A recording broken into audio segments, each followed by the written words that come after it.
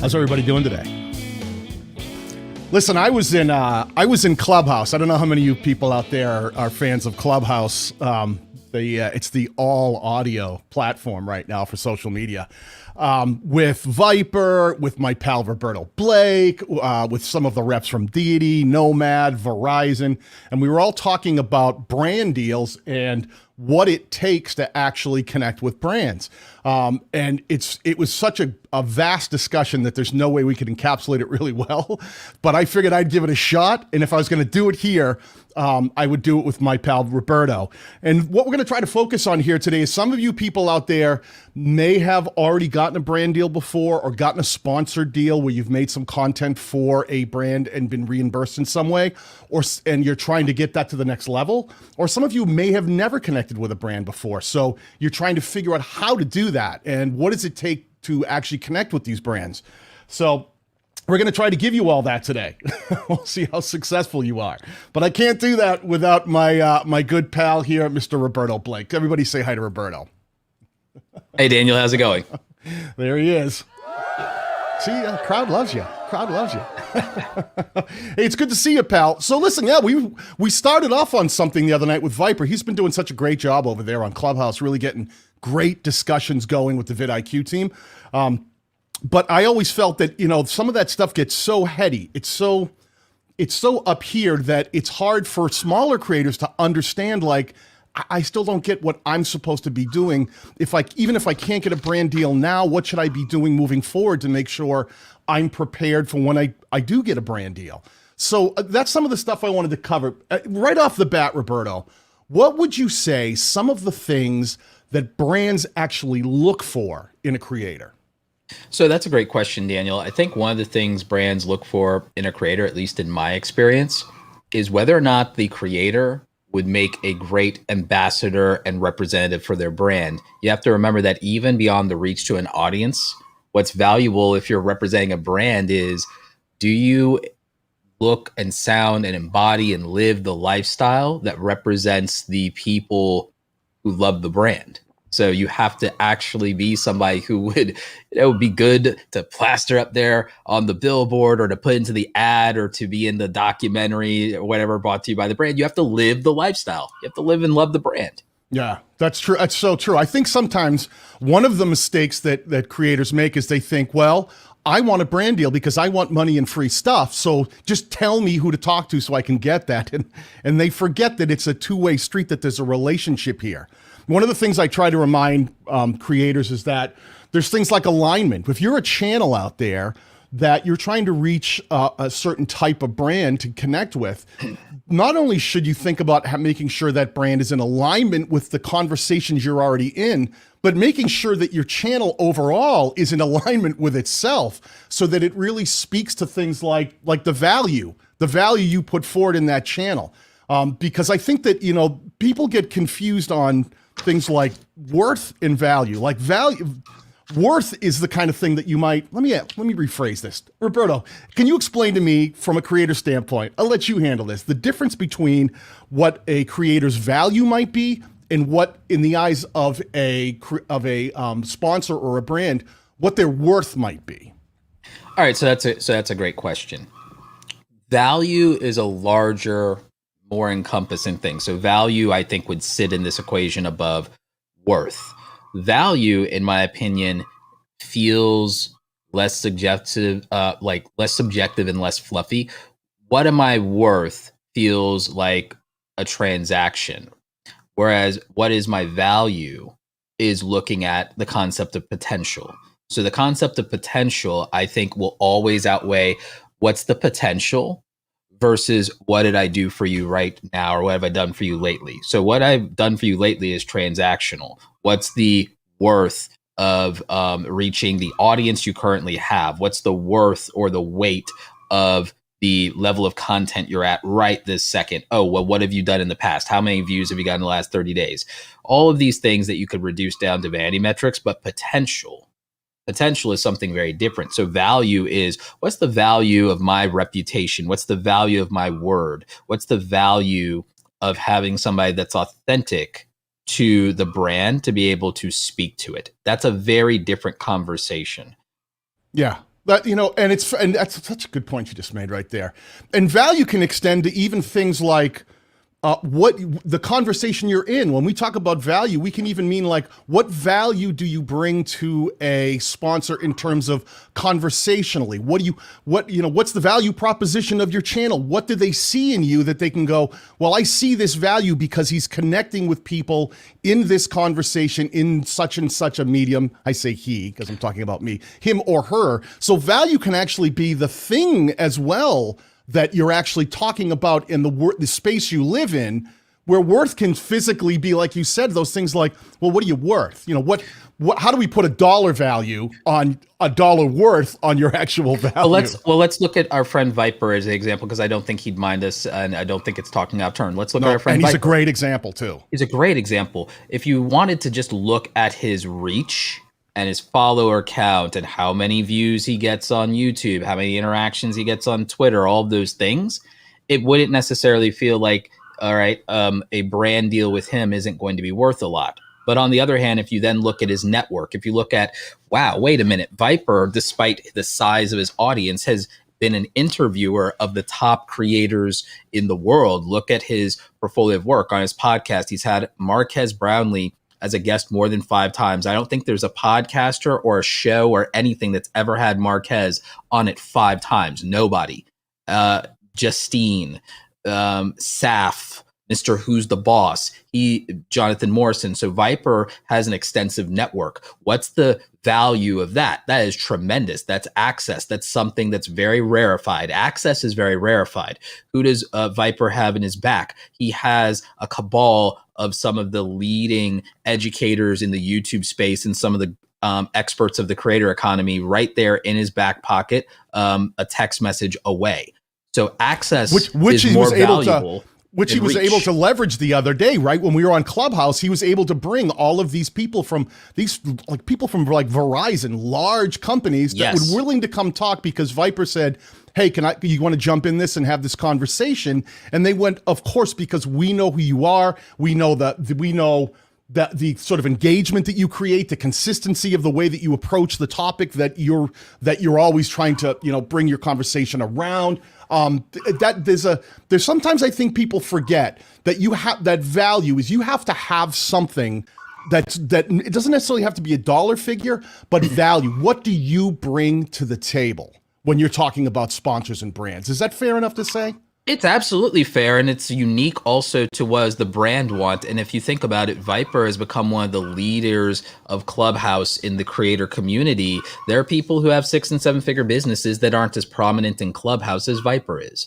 There are people that have massive YouTube followings that aren't as connected on Twitter as Viper is. So again, creators need to stop looking at their reach as the only thing that makes them worthwhile. Speaking of our friend Viper, there he is in the chat, ladies and gentlemen, Mr. Viper. Good to see you, pal. So listen, let's stay here for a second. So those are the kind of things you have to think about what the brand might be looking for. They're going to be looking for value in what do you bring into that conversation? Alignment, consistency. How often are you publishing and uploading, and how well are those videos performing in general? That's not the end all be all. One of the big things I think that's probably the elephant in the room is that there's no secret that brands look for some form of conversion, at least on a higher tier level. That when they get invested in you, they're looking for something back, whether that's if they give you, if you're giving shout outs that are bringing attention back to their brand, and they can actually see that and track it. if they're doing affiliate marketing with you, and they can actually track the amount of clicks and potential sales, traffic that you're driving that way, their way to that product or the thing you might be talking about, or just awareness of their brand, where in the conversations, people say to them, oh, I heard about you through Roberto Blake. Then they start realizing these connections and this conversion is happening, and they can see the return on their investment in a lot of different ways. I guess we should sit there for 1 second. So there's different types of sponsorships, and I really should, Yes. I should be really careful when I use that word, because in the YouTube space, it's really more, people use the word sponsors and sponsorships, but a lot of times it's really more of a partnership and less of a sponsor. Sometimes sponsors is more of they'll put money behind something. Do you mind if I set some defined terms? Absolutely. I wish you would. Okay. Well, all right. So when you talk about sponsorship, the concept, at least as far as my understanding from an industry side of it, has always been that this is an ongoing relationship. Now, that's a sponsorship. Again, look at sports teams. That's a good example here. That's an ongoing relationship. Now, sponsored content is about the content and about the relationship of earned media on the brand side. So to say content is sponsored, or hashtag spawn, hashtag sponsored, hashtag ad, is just a distinction of the fact of how the content was made and the fact that there was a transaction involved backing the content, and that there's a relationship. That's just a disclosure. Sponsorship is about an ongoing relationship. Sponsored content just says that there was a relationship in the content being made. And what we call a brand deal is typically a one-off deal. It's a handshake deal. This is a one-time thing. So the thing is, it's not necessarily a long-term relationship if you do a brand deal. You can do one-off brand deals to your heart's content. That's why I've done hundreds of brand deals. But then I've done hundreds of pieces of sponsored content, but I only have a handful of sponsored relationships. Well, let's stay there for 1 second. So that's a great explanation of the different types of sponsored content that you can do, because sometimes you can do sponsored content not only on your own channel. Sometimes you can connect with brands, and they might want you to make content for their channel or their website or something they're going to use as advertisement somewhere. What are some other types of sponsorships? Like, what about affiliate? Affiliate is technically, that's not a sponsorship so much. It's not a sponsorship. It is a relationship with the brand, and it's disclosed not as a sponsorship. It's disclosed as you being incentivized. So that's different. What I will say in terms of other relationships, I mean, we can even use my media kit as an example in terms of why I said, well, here are the opportunities to work with me. In fact, actually, do you mind if I pull up my media kit real quick? Give that 1 second. Let's get to that, because Sure. I want to get into media kits, but I want to make sure we lay the foundation here, and I'm desperate to see yours, because I know yours is good. Yeah, I'm still working on the new one. So this will be the old one, but yeah. Yeah. So there's some things to think about when you're reaching out to, when you're talking to sponsors, or if sponsors are talking to you or brands are talking to you, because they might be looking for you to make content on your channel, which might have a certain dollar value that you want to discuss. And we'll get into figuring out what those dollar values might be. They might want you to make content for their channel. They might incentivize by saying, well, we don't want to pay you, but we're going to give you an affiliate link, and you have to understand if that makes sense. Sometimes they'll try to do a bartering thing where they'll say, well, we'll give you X product if you make content in return for that product, which can be physical product, or it could be intellectual property, it can be software, it can be access to things like, maybe it's a StreamYard, one of our sponsors here today. People call that in-kind compensation. In-kind, write that down, people. In-kind people call that in-kind compensation. And what they'll usually do is they'll tell you the dollar amount that this thing that they're giving you represents, or this opportunity or this access represents. Primary example is a brand could decide that they want you to do what's called an activation at an event. They might want you to be at a booth with them and host. You've done this at conferences before, Daniel. And what they'll do is they'll pay for your flight. They'll pay for your hotel. They'll pay for your ticket access to the event. They'll give you a per diem so you can eat, so you don't come out of pocket. And then they might give you a day rate as well. And so everything that wasn't the cash they put in your hand is the in-kind compensation because then they're saying, hey, when we cover your ticket for the event was $1,500. The flight over, we gave you $1,000 in travel, and then we paid for your hotel for the duration, everything like that. So that was another $1,500, and we gave you this per diem so you could eat. Hey, we put together a $5,000 package in kind for you, but hey, because you're working our booth for a couple of days, we're giving you a day rate, and that's your cash. So we have your in kind compensation for being here, and then we have some cash that we set aside for you. And then that's your entire package.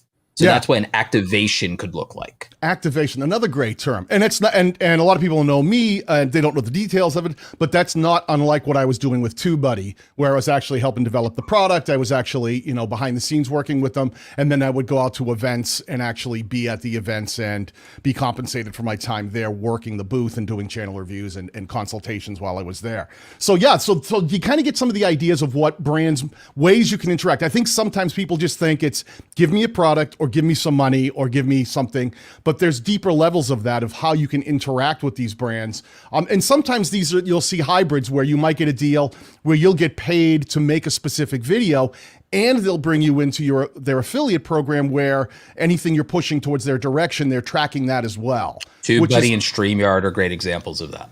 Absolutely.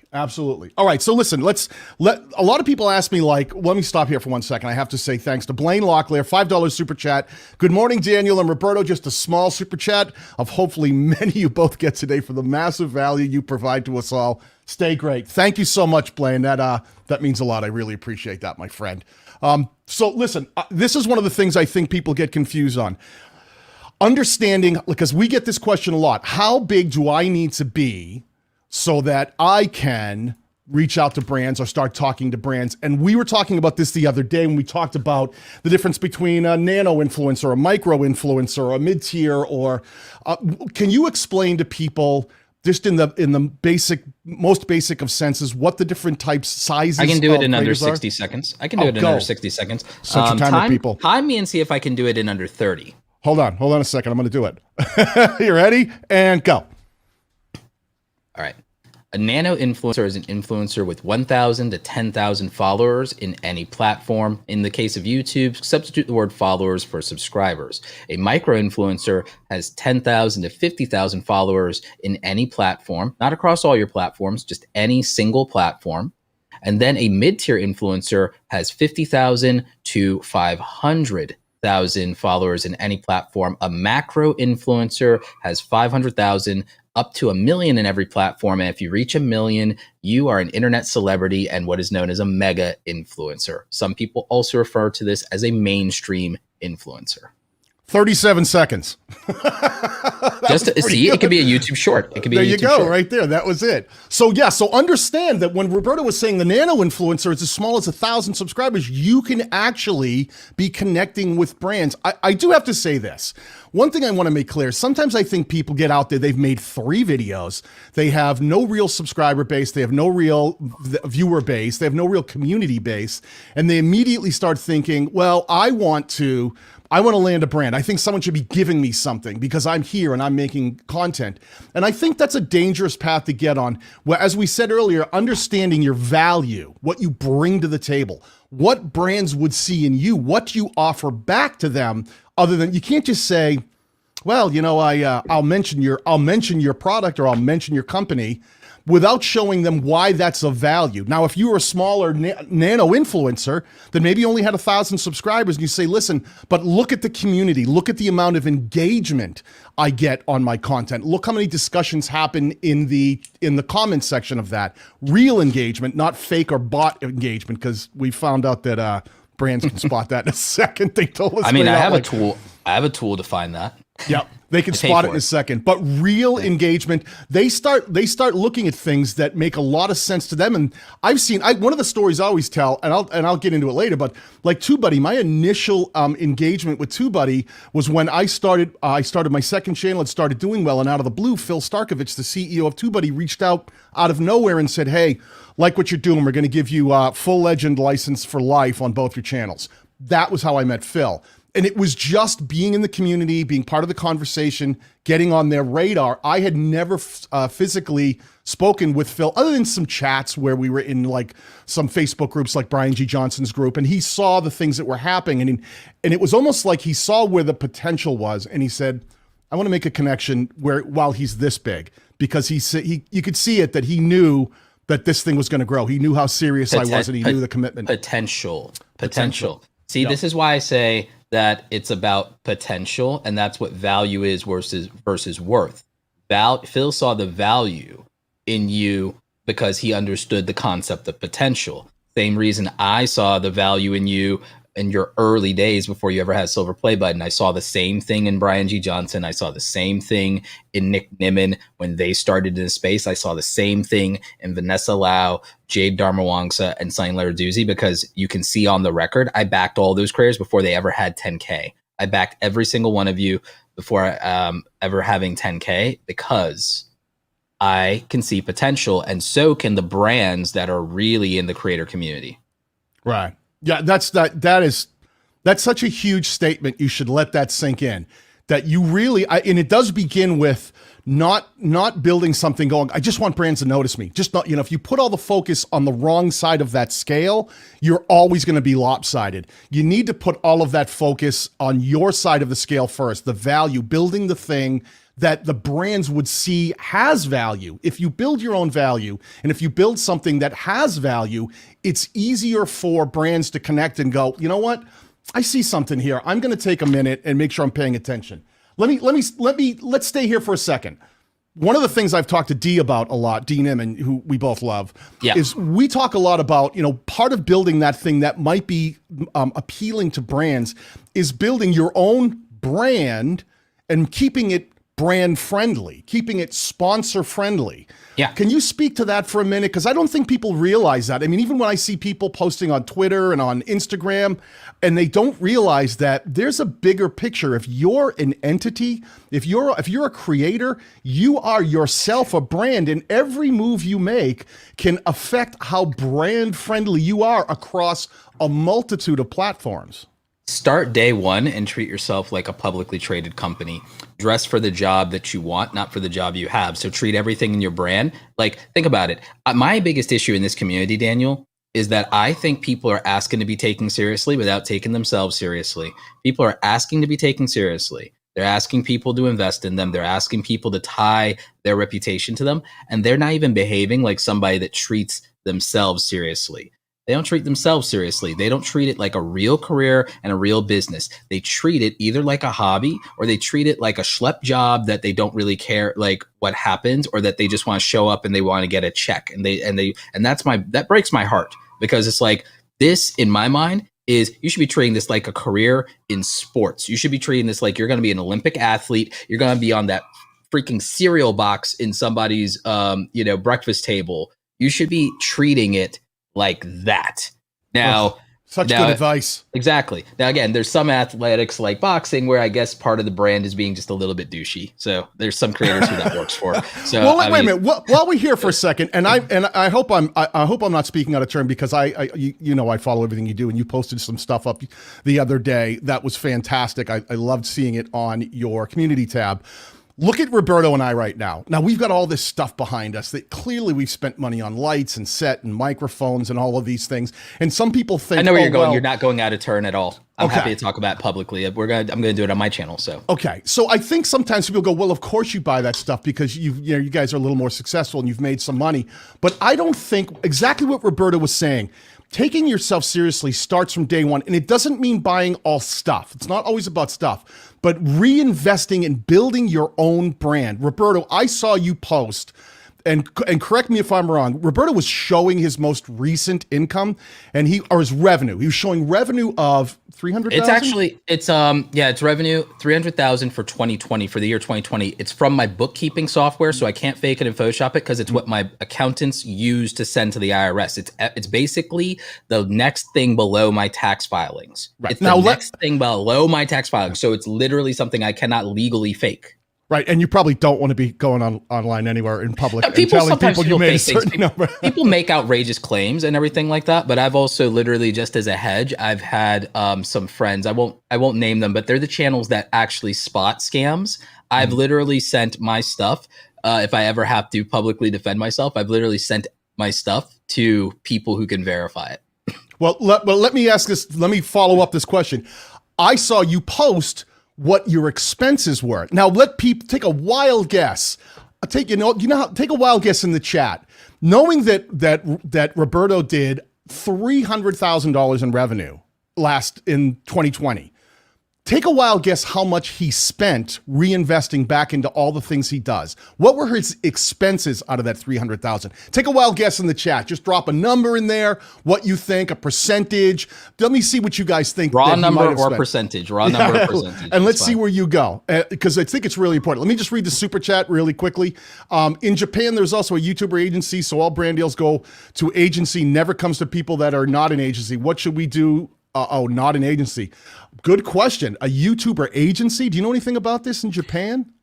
Not in Japan, and you have to be thoughtful about stuff that happens outside the United States, and we're not as educated about that. But the thing is, there are everywhere, there are places that are starting to niche down into, instead of just being a broader talent agency, specifically only representing influencers or specific types of influencers, TikTok, YouTube, Instagram models. Like there are literally Instagram agencies out there. So it's not something I'm familiar with regard to Japan. So I can't really speak on it. I can only speak generally.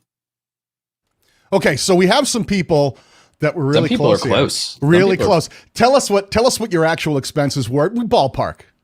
No, I have it right here in my software. So it was for 2020, it was $147,627.98. So you could round $148K. All right, so it wasn't 20 grand. No. So this is really close. About half. When people were saying about half, about 150. That's exactly true. That's the kind of money. That's the kind of money that Roberto reinvests in his thing. I think people don't realize right now how many of you are willing to reinvest half of what you make back into the thing that you're doing. That's I think some of the things that people forget. We're building things here. And even if you're small, I think you have to think about that exact same idea. You don't have to spend 150 grand like Roberto did. No. But if you have to be willing to reinvest and put not only some time and effort, but a little bit of money all together back into the thing so that people can recognize if you're serious, that if you're a serious player, that if you're a long haul player, someone who's not just here trying to grab some quick cash or get a microphone. Brands can recognize that and they can see that potential, that consistency. You need to build something first. And even if you're just a small channel with 1,000 subscribers, maybe you have 80 uploads and maybe you've got, you're slowly getting up to like, maybe you've got, 250 to 500,000 views, but you can see the growth trajectory of this channel and what's happening and what's being built. Sometimes that can be just as important as being someone as big as Roberto, because value is a thing that brands can recognize. They can see value on different levels. They can see the level of a small nano creator and go, that's a strong nano creator right there, and I should pay attention to them. Wow, that was a cool sound. I like the dog barking. It was an alarm. My alarm is nature sounds and birds and stuff like that. Oh. I thought that was every time I made a really good point that you're going to set off an alarm. I guess no. Not. No. I'm going to get an applause soundboard for you. But yeah, I use what I call the profit first business model. Anyone can Google it and then make a calculator out of it. But it's basically 10% profit, which for me is then savings, which for me is just, put that in investing for retirement, because I never did that in my 20s because I was broke. Then 15%. To taxes, just because effective tax rate, if you're not, making more than $500,000 is probably going to be around that when it's all said and done. If you're taking deductions, which I took a lot of deductions because I spent money on my business, and then you spend about 40% back into the business, 35% for your living expenses. And a lot of that is basically the cost of, frankly, living healthy. To be able to run a business is massively expensive, and you have to consider things like health insurance. You have to consider things like business insurance. Most of my business investment, a large part of it anyway, aside from taxes, was back into getting more help, especially remote help during COVID, and getting a lot of that stuff, taken care of, to get back my sanity and to have other parts of my business and to get a little bit of help, something I didn't do for the majority of the time that I was a creator. Yeah, well, that's part of it, is like really taking serious the thing that you're trying to build, right? I mean, that's what it is. If you take it serious, take yourself serious, like you said, it's easier for other people to take you serious. And let's stay here for a second. I want to talk to you about that's sort of the baseline of strategies. When we start thinking about strategies to connect with brands, because this is something I want all of you to think about. You go, okay, either I haven't got a brand deal yet, but I'm thinking about what do I have to do to get a brand deal. We talked about the things that brands recognize. We talked about making sure that you start building something that has value, that you'd be able to define a dollar value to, because it has value, and be able to figure out the worth of it. But what would you say if we started talking strategies? Because we started talking about making sure you're being brand friendly. I mean, I talk to Dee about this all the time. I see people out on Twitter and they're like posting stuff that's like potentially controversial and things that might make them look bad. And maybe they're replying to comments in a way that's aggressive. Being brand friendly goes beyond just building something that you go, well, this is what I do. Brand should like me as I am. I think you have to think about the way that you present yourself in general on social media platforms. But when it comes to social media platforms, I also think when you're creating something, and this is a strategy that I used, whenever I started using a specific software, before I was ever signed by companies, like Filmora to do a sponsored deal, a brand deal, and I became their first ever brand ambassador, I made sure when I was making content, I would put it up to places like Twitter.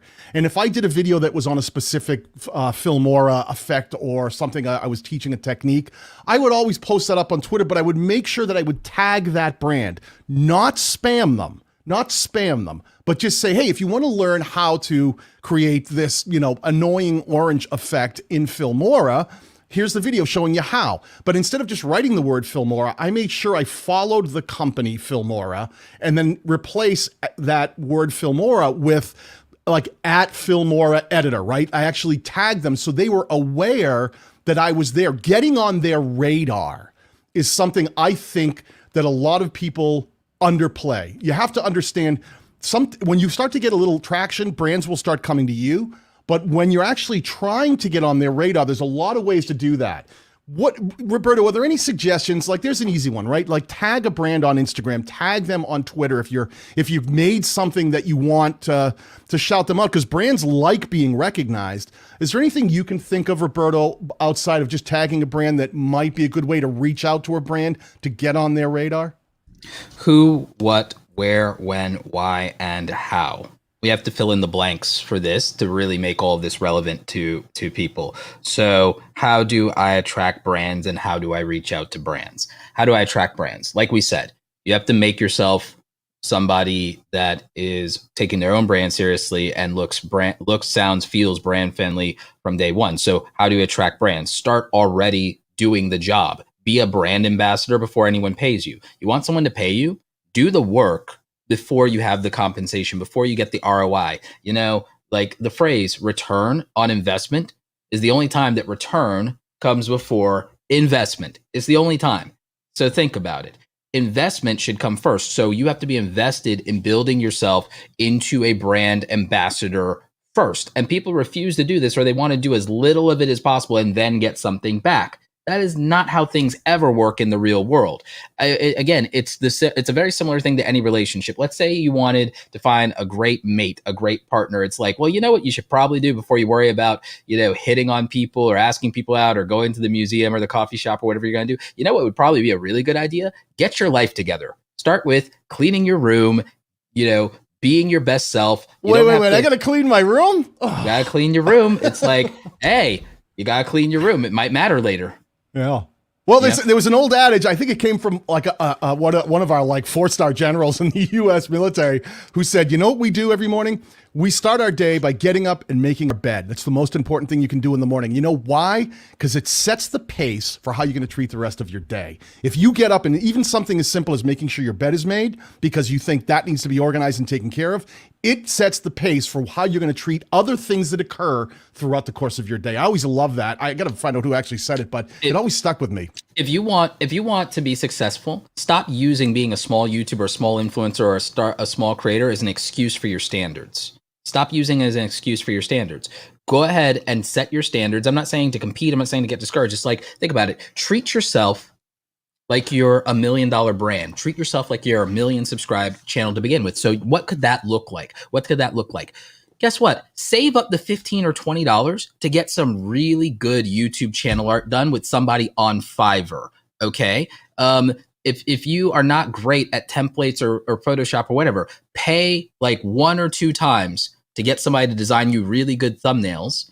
Get the source file from them for like Photoshop, and you can use free software to open up Photoshop files. And guess what? You can go ahead and say, okay, great. I have a great text and background or typography and all that. And now I'm just going to take my photos and replace myself in this everything. And it's my standard and it looks good. And I'll change the text around and everything like that, whatever. Save up the money to do even those basic things in terms of looking like somebody that, like, so that every time someone looks at what you have, they say, that person should have more views. That person should have more subscribers. You need people to start rooting for you, to say it's criminal that you don't have more attention for what you have and what you're doing. So quality, this is where quality does matter. But quality is not just about making good content or it being polished or it's being produced. That stuff can come later, but think about it.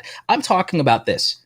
Just consider setting aside $100, $150. Go out and mow a lawn, go do some DoorDash, and invest it in just looking the part. Just look the part. Whether that's, again, go hire a designer on Fiverr, or barter with somebody in the community, or buy something like the YouTube starter kit. Not a plug, just saying it exists. So there's plug away, my friend.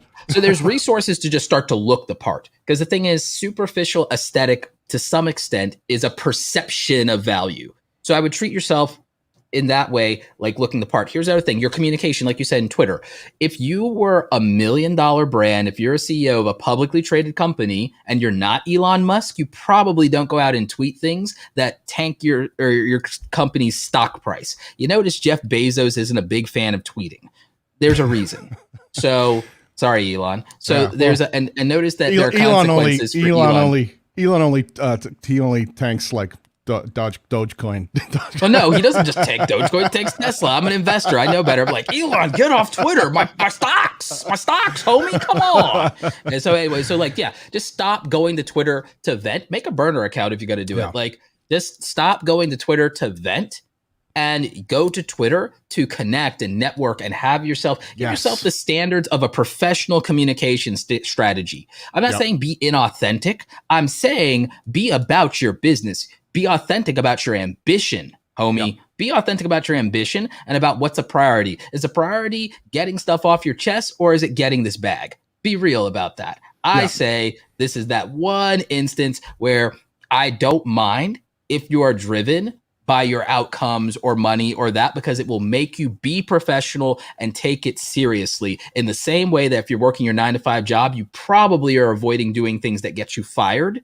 Well, being in your own brand and your own business is about, I want to do things in such a way as to achieve my ultimate long-term goal instead of satisfying my feelings in the moment. That's what being serious looks like.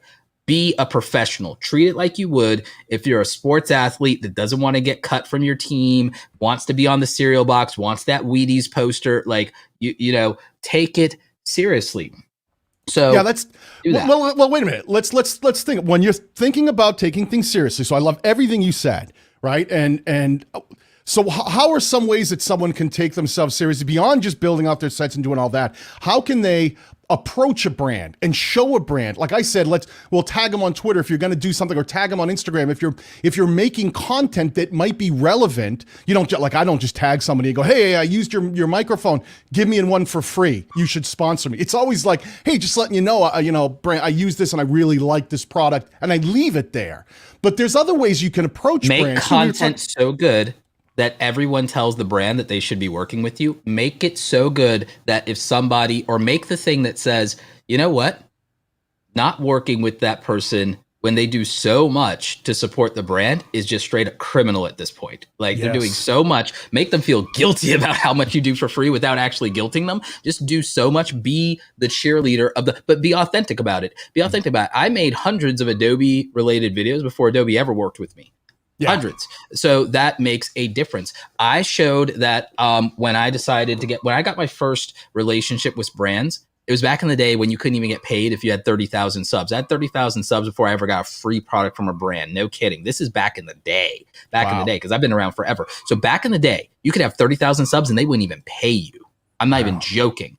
You had to 50,000 to even get free product. Now people get lent expensive cameras without even having 10,000 subscribers. It's crazy now. Well, we were on Clubhouse again the other day, and the rep from Deity said, listen, we have mics that are like $80, $90 Deity mics. He said, I have no problem giving out 25 or 30 of those in a month, like one a day, to people that I think they're not even really looking for a whole lot in return. They're just looking for solid investments, people they think are serious. He goes, it doesn't cost me. He goes, what are we talking about here? It's under $1,000 of investment that I can drop our product into people's hands, planting seeds into content creation that I think is going to show some potential down the road. Like I said, and this was one of the things that came up when we talk about this thing, taking yourself serious.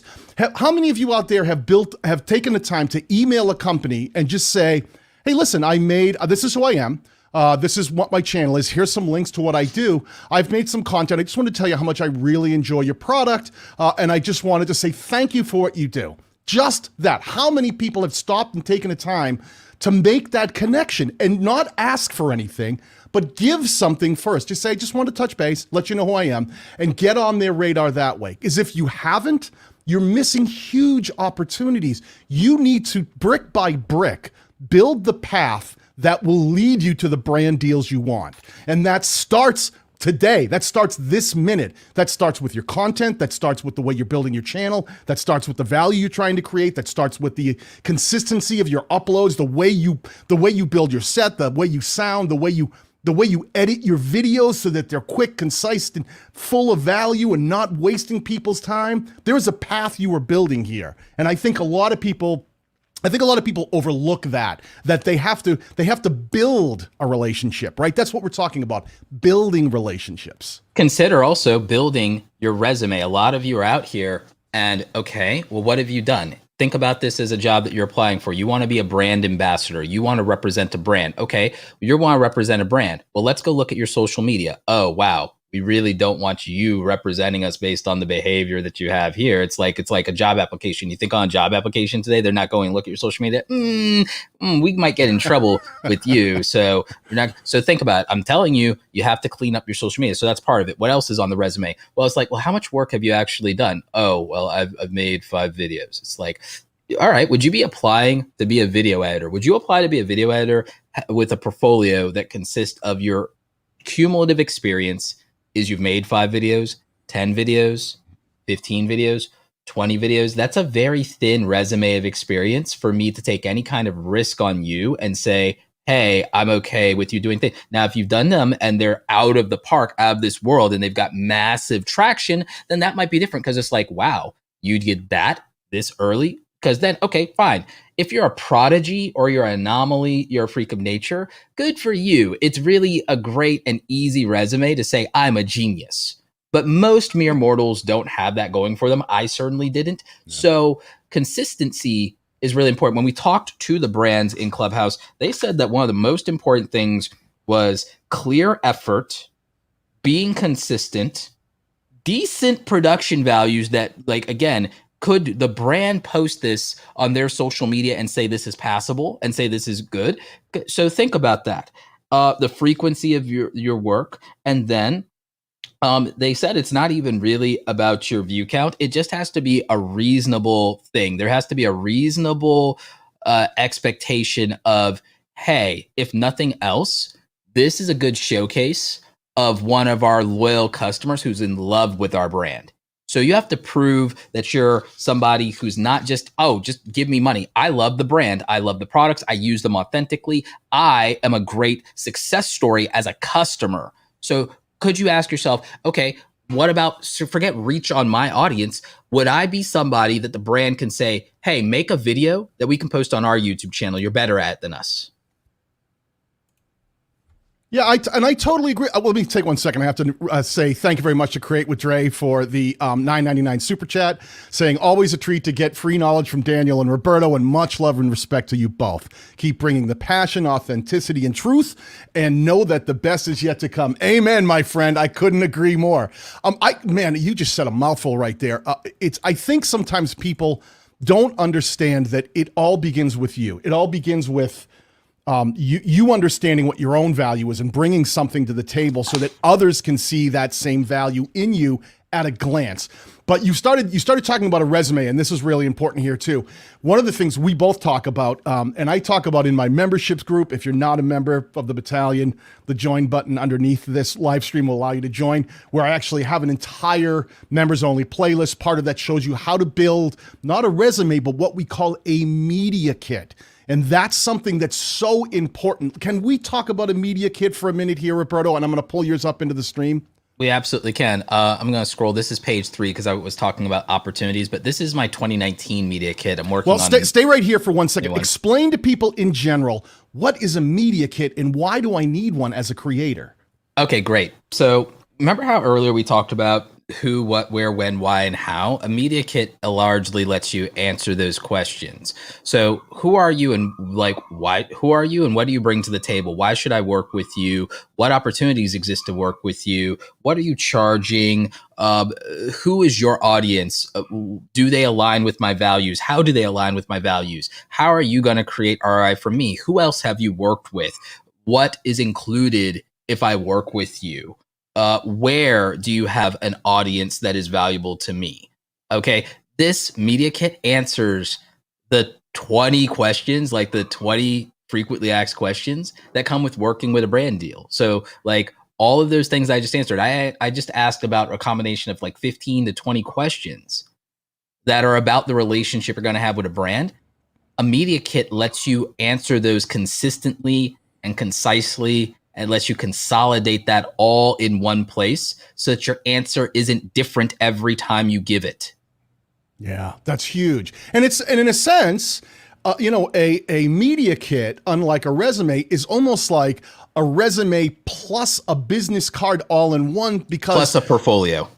Exactly. And it shows what you've done. It shows because a lot of times you'll reach out to a brand and like I said, using an email or, just trying to see if you can touch base. Having something like a media kit, if they respond and they say, hey, we'd like to know a little more about you, they don't know what you look like necessarily in an email, but having a media kit that shows them what you're about and shows them what you look like and the kind of things you do and where they can find you and the kind of engagement you have can be super important. Can you quickly scroll through here and show people what you've got in your media kit so they can understand the things they might want to think about if they're going to design a media kit for themselves? Sure. In my case, and you don't have to do this on your second page. On my second page after my cover, I lead with these strong photos that just contextualize basically my photography and my production values and like what I look like and the environments so you can see that I'm on stage as a speaker at an event. You can see here's Roberto in the wild with a big old like camera, which itself is like practically a billboard advertisement for for being a photographer. Like you can see the aesthetic of my bookcase. You can see basically some of that aesthetic and production just kind of right off the bat. So I think for me, at least coming from the world of billboards as a designer, I kind of use that to my strengths. I immediately go into the opportunities to work with me and I talk about all these different types of opportunities to work with brands. A lot of you are just thinking, I'll just make a video and I'll mention the brand. There's all these different types of things. You can do a campaign integration. You can do an event or an activation. You can do podcast shout outs, Instagram post. They can sponsor a presentation, an event. You can do a meetup or a pop-up for them. You can amplify them to an email list. And so this just kind of showcases, hey, there's a variety of ways to work with me. We can come up with combinations of this, or you can pick and choose. Here's the buffet menu, everybody. So just lay that out. For me, I wanted to highlight that there are things that I offer maybe that other people don't, because a question I always ask brands is like, well, what are people not doing for you? And so closed captions is something important to me. A lot of brands actually care about that, and they care about accessibility. I talk about amplification, high quality production and editing and thumbnails, call to action links and descriptions. Some people even just pay for that. The fact that I have an email list and newsletter, a lot of people, oh, tell me more about that. That's a couple thousand extra bucks sometimes. Well, hey, hang on that page for 1 second, because what we were talking about earlier was when we were saying, the ability to make yourself brand friendly, like starting to build a Twitter handle that and a profile that starts actually getting a little engagement. Doesn't have to be the biggest thing in the world, but building these other things where you start actually creating a presence outside of, maybe, because we're all kind of YouTubers in here right now talking about YouTube, but the idea that you can actually start building these other things, Instagram, Twitter, can actually be valuable assets when you say, hey, listen, not only will I make a video, but I will blast that out on Twitter and Instagram and other places. That doesn't have any value unless you can say, I actually have a community on those social media platforms who are interested and different than the ones I have on the YouTube platform. So it's a wider in terms of reach. how to charge, because I came from the world of agencies, but before it was before influencer marketing, I worked at an ad agency before influencer marketing. I know a little thing called itemized billing and deliverable assets, which means that the more deliverables there are, the rate increases. And so the more platforms you now have the ability to increase deliverables. You now get to say, oh, well, we're building a campaign together. And so now, because we're building a campaign on YouTube with amplification, Twitter with additional assets for the Instagram side in terms of those posts. Oh, we're also doing these amount of posts and we're doing this many Instagram stories. You can now start to see how the fee can go up. And it's also valuable to the brand because they get to say, if this doesn't work here, then it works over here. There's not a single point of failure. We have amplification, we have spread, we got more bang for our buck. You put more hours in, you did more things for us. Oh, hey, in my case, by showing off my photography, I've had brands say, hey, Roberto, can we use or license the use of your photography of the product on our Instagram page? Because that's a better product shot than half of our people are doing. Like, I've had that conversation. I've used product photography, and you've seen this, Daniel. I've used product photography in Twitter and Instagram and tagging the brands to attract and bait them for relationships. The same thing even with affiliate of the manufacturers coming and saying, hey, we got a better affiliate deal for you than Amazon and everything like that if you want to keep this up and if you want to link us instead of the Amazon. So again, these are all kinds of things. People are so obsessed with, if I build my YouTube channel, they will come, that they overlook every other opportunity to make themselves more value, increase your value. And there's so many options and ways to do that. All right, so keep going here. Let's talk about, and I love that. I love that you have that all integrated, showing beyond just the platform you're on. So now We've got the content licensing and audio line. Yeah, and then the licensing, there could be more money in licensing if they want a usage of things like and I photography.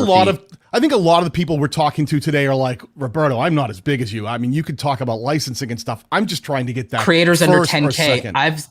I've talked about this with creators who have less than 10,000. I've taught creators. So there was a female content creator who came to me because we're very good friends and I'm somewhat of a mentor to her. And she was going to work with a brand. They asked what her rate was going to be for 6 videos. It was going to be a relationship, 6 videos. She was going to go to them and says, is 500 too much? And I was like, charge 1,500. Here's how you're going to ask for it. Here's how you're going to do it. If I'm wrong, they'll come down and they'll say 1,200, but I don't think they're going to come down. I think, and the thing is, in the worst case scenario, you're going to take 900 and you can thank me later because it's more, you're getting almost like, double what you were asking for. So that's amazing right there. V Worldwide says, thanks for the super chat, by the way. 1,500, by the way. So she got $9,000.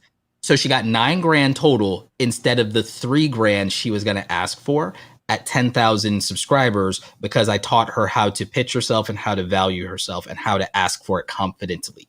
She wasn't going to get screwed over because she was a female content creator. She wasn't going to get screwed over because she was a small YouTuber. She was going to get screwed over in a way by underpricing herself because she didn't know how to ask for what she wanted and how to justify it. I just did the same thing with one of our mutual friends the other day, where I gave him some advice on what he should do next and made him inflate all of his numbers because he undervalued himself. V Worldwide says, thanks for the $2 super chat. He's under 600 subs and he got his first deal. It just goes to show that you can make these things happen if you're serious about it, and you can show the brands that you're a serious creator and you're serious about what you're doing moving forward. I definitely want to stay on your media kit here for a minute. Can you scroll down and show us some of the other pieces of what you have? I talk about audience alignment because I just want them to know, hey, here's what my audience is. My updated one I think is going to be even better than this because I have a new way to communicate audience alignment and who buys things on my say so. Here I do the audience demographics breakdown. This is something that's really important to them. Again, these are old numbers. I have updated numbers now and I have better ways to showcase it. And you could either do this or you could use screenshots from your dashboards and such. Here I break down average reaches and I use different tools to get those numbers. You can use analytics directly from the platform. All these numbers are higher, by the way, now. I have over 500 in YouTube now. I have almost 50K in Twitter now, 22K in Instagram, 10K in everything else. So I have different numbers now. I go into the previous brands I've worked with. It's an extensive list. And then I get into my pricing and then just contact information. And so this is old. Wait. Stay here for 1 second. Why would you put in your media kit previous brands that you've worked with? Reputation, it's your body of work, it's the resume, and it also shows the fact that other people trust you to represent the brand. It shows alignment, and it also proves that you have a body of work and that you've done this. It's just like any other job application. Hey, where have you worked before? Who have you worked for before? Who can vouch for you? Yeah. And it can also show alignment for the thing you do. Like if you're working with other similar brands or brands that make sense for that value, right? If you're a cooking channel and you've worked with a bunch of other brands that are either they have cooking, they either provide, recipes or they provide, utensils or kitchen equipment, then it would make sense to reach out to a similar brand and say, hey, look who's already working with us. Maybe you'd like to as well. I have to say thank you very much to Izzyland YouTube for the $4.99 super chat, who asked, how are you both able to have clear audio and video on your live stream without buffers? This is a perfect time to mention our sponsors today. We have two sponsors. The very first is StreamYard.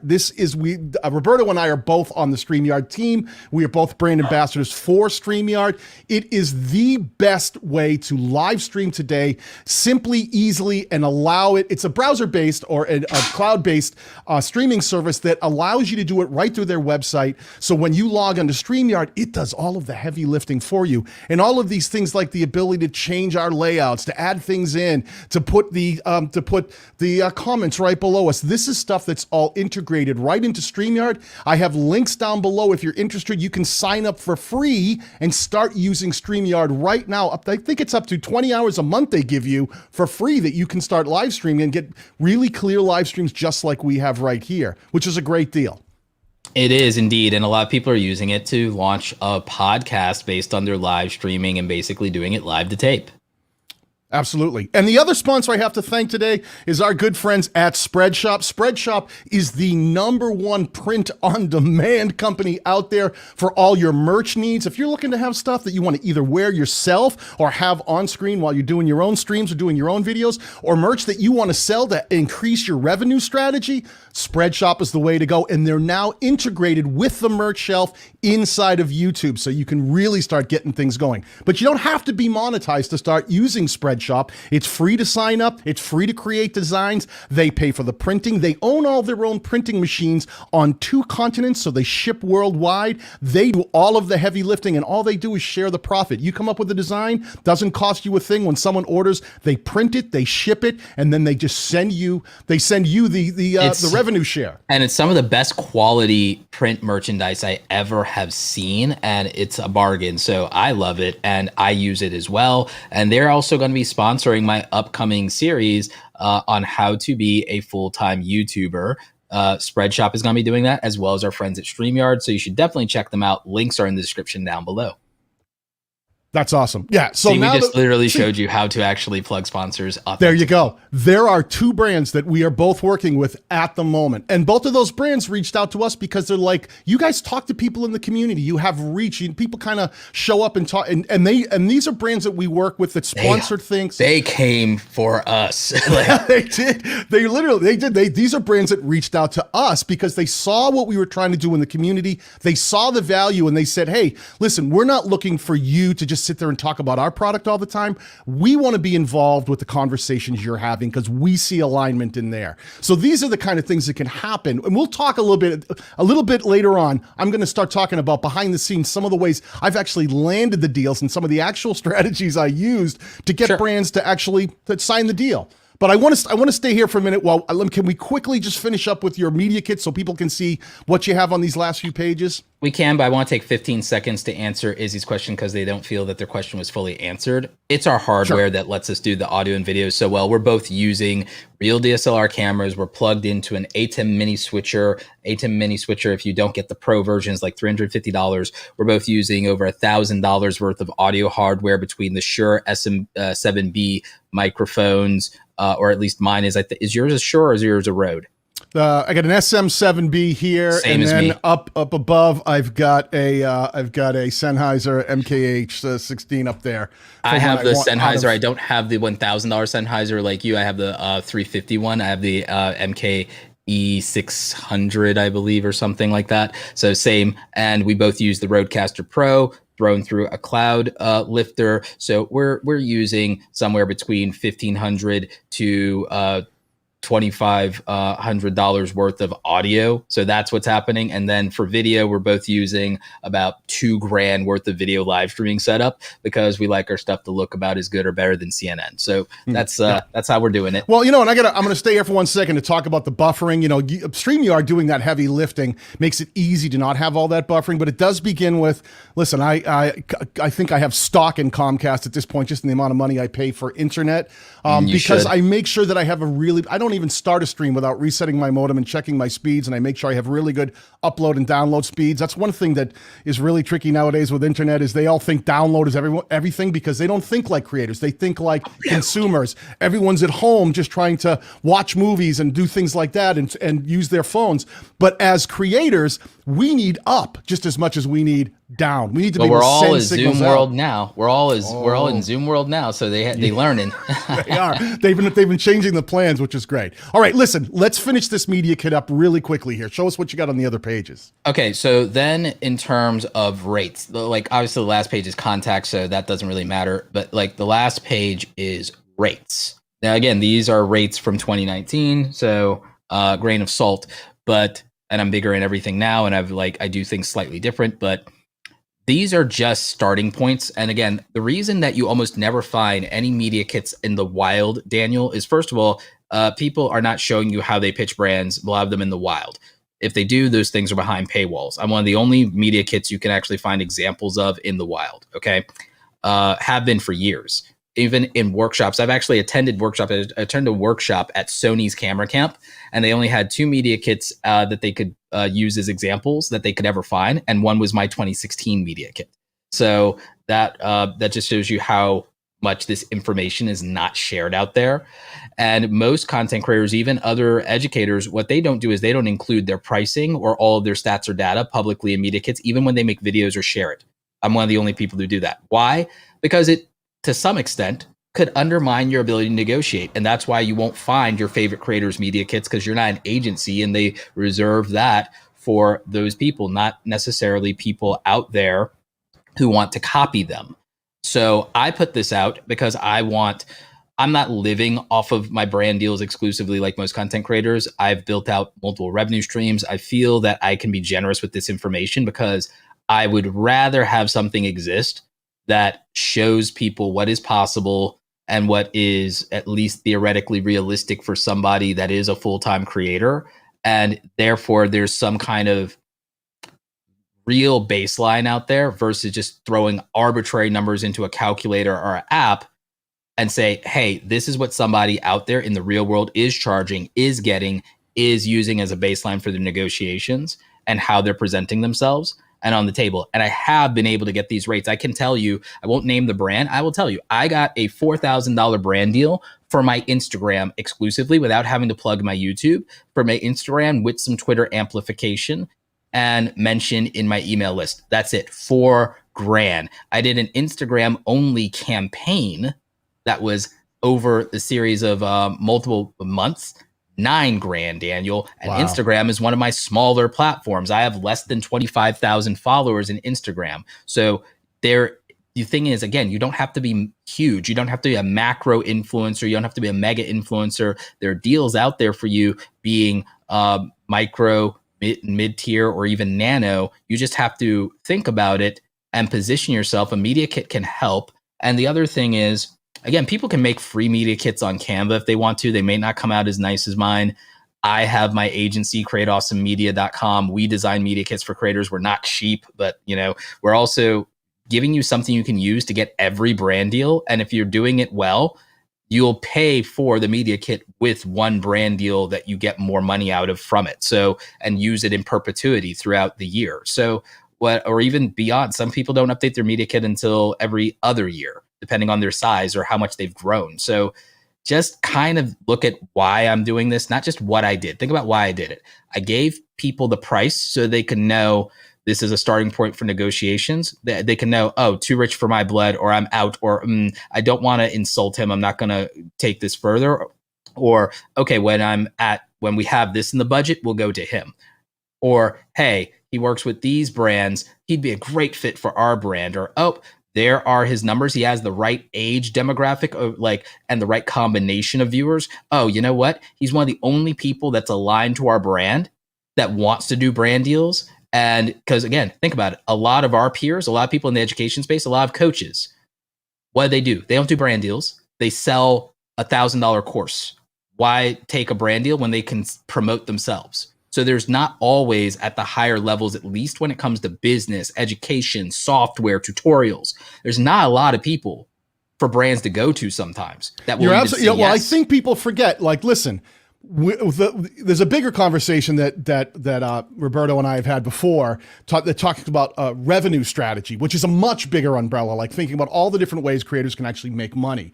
What we're talking about here, like he's saying, is that's what happens. A lot of people sometimes brands have trouble finding the right creators. There's so many creators out there that they literally will say, they'll look at other creators and go, do you know anybody else in this space that I should be aware of? Here's where being aware of the community, being a part of the community, making sure that you're developing the value and that you're building something bigger than just, hey, I have videos on my channel. Who's going to give me some money or a free microphone or whatever? Being part of something bigger and developing something is so important because those connections pay off.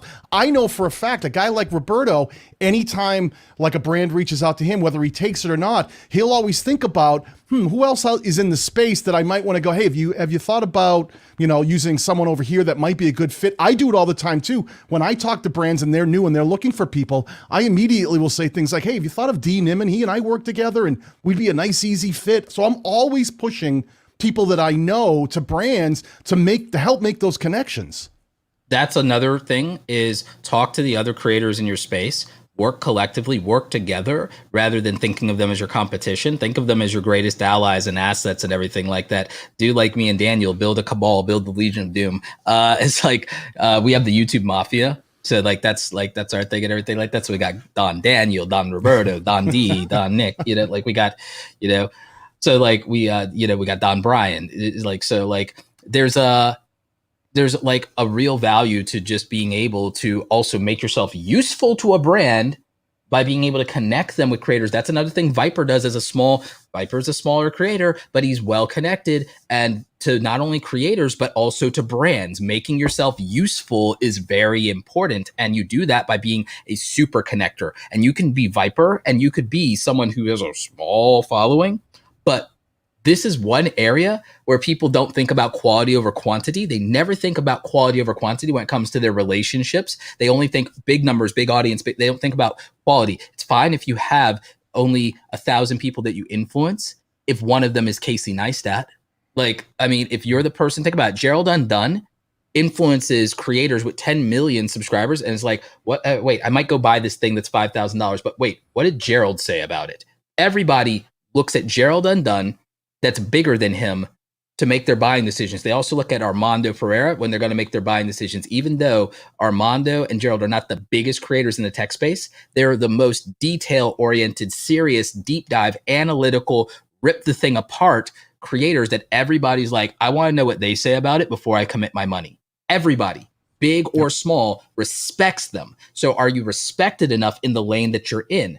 Think about it, Daniel. You became the authority on Filmora. You carved out an authority in a software and you made yourself the go-to for that. And you did it so well that now every video-based platform, every video-based software wants a piece of you. That's why it's like very important to understand where you can create value and where you can build authority, even if you narrow that in, at least initially. You can broaden up later. You certainly did, but you made it clear that you can make an impact in a meaningful way and that you can build a community. And I think people focus so much on trying to jump to making money and doing all this, that what they don't do is they don't raise their value, raising their skill, their standards, and narrowing in their communication. I think like, because people are like, when should I reach out to brands? They think about it's about being how big. I think about the idea that before you add something to your plate, why don't we get good at the basics and fundamentals and get secure in that and get secure in the relationship with our audience before we bring somebody else into that relationship? Yeah, well, you know what? Let's get to the good stuff here. I think we've done a really good job of explaining what brands look for, how creators can think about building their own value, how creators can think about, reaching out to brands in different ways, creating a media kit, preparing themselves, tagging them on social media, making sure they try emailing them, letting them know, not spamming them, just letting them know, getting on their radar. But let's go deeper. We're going to talk some real strategy here. I'm going to get into some of I'm not afraid to share some dirt. Like Roberto said, he was talking about Filmora. I made almost 50 Filmora tutorials before I ever talked to Filmora about a potential alignment. So that's one of the things you want to think about. I had never even talked to them before I had made almost 50 videos. Same with me and Adobe. Yeah, this is one of those things. Viper, I appreciate the super chat there, my friend. We're going to be wrapping up here pretty soon, but I definitely want to connect with you. Make sure we talk, my friend. I want to sit here for a second. Later, both of you can come on. That's awesome. I want to talk to you because you and I, Roberto, have done some strategies here. When I made almost 50 Filmora videos, I actually had, let me explain how that happened. People go, well, what did you do? You just got connected with Filmora? No, I made 50, I was like 48 or 49 Filmora videos. They all had collectively started driving millions of views, okay? Not an individual. Not one of them had broken 1 million views. The average was, maybe 3,000, 5,000, 10,000. I had a few holdouts that got up to like 30, 40,000. My channel was only about 10,000 subscribers at the time, but I was building something. And every time I had a new piece of content that was strong, I would link it. I would put it on Twitter. I would put it someplace and say, listen, I'm going to make sure I mention Filmora so that not only did I get all that engagement, but Filmora they started recognizing me in all the different departments. Like, we know who Daniel Batal is. He's on our radar. And I started making brand deals. I had other brands come to me. But a lot of people think like I make Movavi videos because people go, oh, you switch from Filmora to Movavi. Movavi was the first brand sponsor on my channel because they saw you went back to your roots. they saw what I was doing with Filmora and just assumed there must be a deal or alignment in there. We want you to do for us what you're doing with Filmora.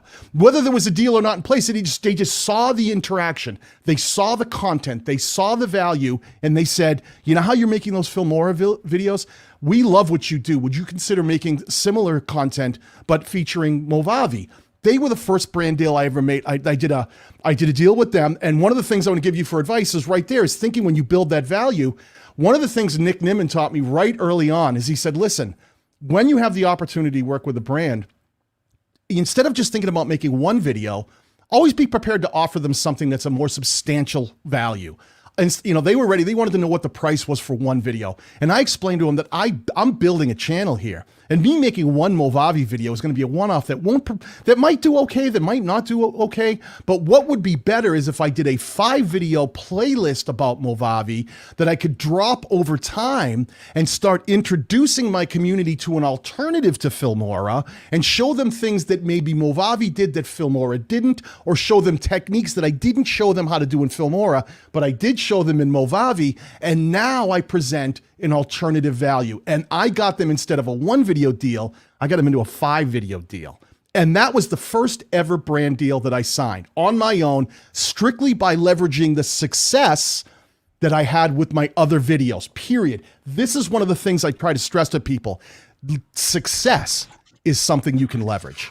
Okay. Yes. Success is something you can leverage, and success can be measured in many different ways. One of the ways is measured is just showing that you can do something successfully. You can create content successfully. You can reach a community successfully. You can get that community engaged in talking successfully. Other brands will see that. So by the time I decided to reach out to Filmora, I reached out to them and I said, listen, I'd like to talk to you guys about doing a deal. They emailed me back and said, well, we have an affiliate program and you could put our links in your videos. And I said, no. This is what I want to do. I want to do a 5-figure deal, and I want to talk about making a year's worth of videos. And this is what it would look like. And I approached them. I actually had the whole thing as an estimate, because I come from the world of contracting, and I sent them an entire proposition, not just an email. And I'm going to drop this in the chat. On my website, I have a free, I'm going to see if I can speak here today, a free media sponsorship template. Let me see if I can paste that in here, that you can download for free. And it just shows you the kind of thing, it's in the chat now, that you should want to think about when you approach a brand. Instead of just going, hey, maybe we could work together, if you actually show them intentionality and say, this is what I'm thinking, this is what the price would be, this is what that deal would look like, would you be interested? I landed that Filmora deal so quickly because the people I were talking to that I reached out to didn't know who I was. But what I found out afterwards was we went back into the office and said, does anybody know who Daniel Batal is? And every other division in Filmora across the boards went, oh yeah, of course. Yeah, we all know who Daniel is, because they knew me from Twitter. They knew me from Instagram. They knew me from the communities I was in. They knew me from watching my videos. The developers knew me from being in the Filmora groups on Facebook and other places where people talked about the product. They knew me from other people saying, hey, if someone's trying to learn something, you should watch Daniel Batal because he's got a good channel. So by the time I reached out to them, the value was evident. Does that make sense to you, Roberto? It's perfect. It's what I did. It's literally what I did. Even now, my whole thing is I'm doing series, and then I'm putting their various of my sponsors into my series. We're both working with Spreadshop. Spreadshop is helping with a combination. They're going to be in several of my series. They're going to be in my full-time YouTuber series, because I'm going to be talking about the different ways that you can make money as a full-time YouTuber. They're going to be in my series around brand deals that I've been doing as well. So there's these different series that I have for them. StreamYard and I are working on a series on their channel around podcasting, and I'm also doing a podcasting series on my channel that's going to ultimately help people who are trying to get into podcasting. Because that's still a growing market, and more people are trying to do podcasts, especially on YouTube. There is a lot of just opportunity here. So with Spreadshop, StreamYard, TubeBuddy, there's 3 relationships even right there in terms of ongoing long-term relationships with doing series. Adobe contracted me to do a part of their series from Learn from the Pros, and I was contracted for a very substantial 5-figure deal to do, I think it was 4 or 5 videos over on their channel. And obviously you saw where my campaigns start. So yeah, it was more than that. So I can't tell you how much it was, but you saw in my media kit how much my campaigns start at. So there you have it. There are all of these opportunities to really build these long-term relationships. And again, to pitch like a business. I think that the big thing that I keep trying to talk about, the whole thesis of what I'm trying to do with my channel, is that being a content creator, not just on YouTube, but being a content creator, this is why we build other platforms too. I understand maybe you want to grow on YouTube, or being a YouTuber might be your dream. You need to think bigger, and you need to realize, well, if I'm getting slow traction on YouTube, can I get what if I start doing TikToks and then I have an audience that I can bring over? What if that's the faster way for me to get traction and get results and build community? Or just grow on TikTok. Sometimes you don't need that conversion from one platform to another. You just need to grow outside of, as Roberto I'm said. about building your name. I don't care where you do it. There's a value to each different community and platform, and there are people, and there's opportunities if you expand your empire. Look, I keep telling people, they think I'm in the YouTube business. I keep telling them I'm in the empire business. To quote Walter White, it's like, no, neither. Well, I'm in the empire business. Listen, I'm staying on this. I love these stories of like, now how many videos you said earlier, how many videos had you made about featuring Adobe in some way, shape or form? Like 50 plus 100 plus videos, like over 100 videos. Before you ever reached out to them? I didn't even reach out to them. They reached out to me. See, now do you understand what Roberto did there? He built the value first. He built 90% of my brand deals came to me. 90% of my brand deals come to me. I don't hunt. So I used to be in corporate. I believe in inbound marketing. There's nothing wrong with doing outreach. I just almost never do it. Everybody hunts me down and tackles me, and then I say yes or no and everything like that. I'm like the girl in the situation. It's like I'm filtering my offers of suitors. Like he's clicking left and right all day. Yeah, I'm swipe Princess, left, swipe right. I'm Princess Jasmine in this scenario. It's like nope. Well, listen, I love, and listen, a lot of people we're talking to out there don't have all these deals coming in. They don't have all these deals rolling in. And I did it before I was big. You have to, I think sometimes even V Worldwide had made a mention, like, I think I might have, I jumped the gun. I probably could have got a better deal. One of the things we say, knowing your value and knowing your worth, part of that is understanding like a dollar value you can attach. Listen, that's a big thing. If you're not Roberto and you're a small channel, but you're trying to communicate with let's say you've made a bunch of videos on a topic. Maybe it is a company like Deity Microphones, or maybe it is StreamYard, or maybe it is Spreadshop that you're trying to reach out to. I'd love to have them sponsor some content. Maybe it isn't about them giving you money, but maybe it's about, can I get into your affiliate program and start driving money that way? Could I get a discount code potentially that I could, maybe get a little discount because I've been featuring your product. I got a small channel, I got a small community. It's growing. It's pretty engaged. Do you think I could get a discount on some of the stuff? I'm not looking for a handout, but maybe I could get a little bit of a discount on things. And I used my affiliate sales to pitch that, There you go. That's one Even of those things. Even as a smaller creator, I did Amazon because everybody can basically sign up to the Amazon Influencer program. Back then it was the Amazon Associates program. Now it's Amazon Influencer. Daniel, I used my affiliate sales to prove the buying power of my audience and prove conversions because I didn't have any big numbers. So what number did I use?